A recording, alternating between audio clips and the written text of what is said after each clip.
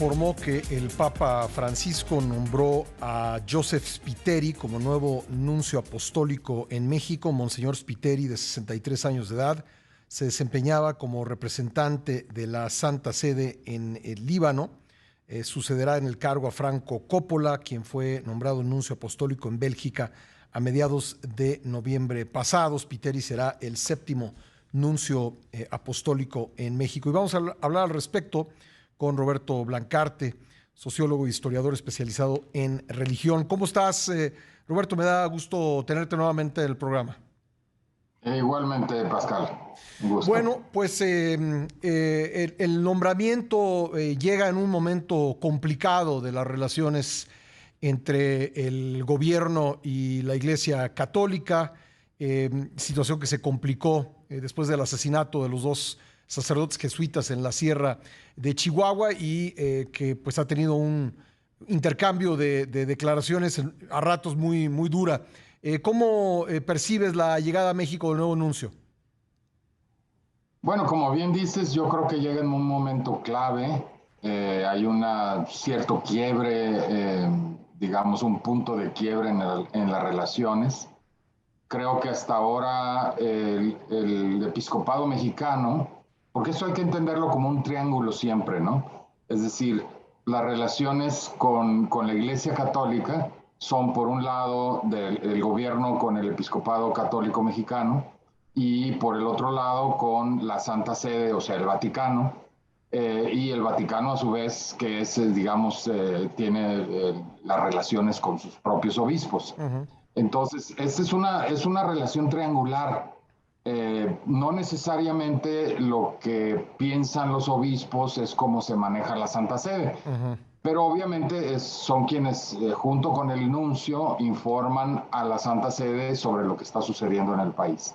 Entonces, yo creo que para regresar a tu pregunta, yo creo que estos primeros 3 años y medio del gobierno de López Obrador habían sido más bien prudentes, podría uno decir que estaban hasta cierto punto pasmados en el episcopado mexicano, y eso había hecho que la Santa Sede también fuera muy prudente en su manejo con las relaciones con el gobierno. Pero yo creo que, como vimos, tú recordarás bien la visita a Aguililla del nuncio apostólico, Sí. que fue un quiebre también muy importante, porque fue una señal muy importante de decir, la Santa Sede, estamos preocupados por lo que está pasando, por la violencia en México, ¿no? Sí, Pero yo creo por que cierto, ¿cómo tomó, perdóname que te interrumpa, cómo tomó el gobierno federal esa visita a Aguililla del nuncio Coppola? Bueno, obviamente yo creo que no les gustó mucho, porque obviamente es una forma de recibir un señalamiento muy claro por parte de la Santa Sede, de decir, oigan, tuvimos que mandar al embajador nuestro, al nuncio, a ver si él ayuda a pacificar algo que ustedes tendrían que tener pacificado, ¿no? Uh-huh. Y precisamente lo que iba a decir, después de todo eso, viene la muerte de los jesuitas. Bueno, obviamente sí, ya hubo un punto en donde el propio episcopado católico mexicano también empezó a decir, vamos a tener que ser más críticos de la política de seguridad y probablemente de otras políticas, ¿no? Sí, no hay nada todavía que indique cuál sería pues el rol que jugaría, las instrucciones que tendría Monseñor Spiteri. No, todavía no. Digamos que Spiteri es un clásico miembro de la Secretaría de Estado. Son sacerdotes que se forman en la diplomacia Uh-huh. y van turnándose, igual que el Servicio Exterior Mexicano, los van mandando a distintos lugares.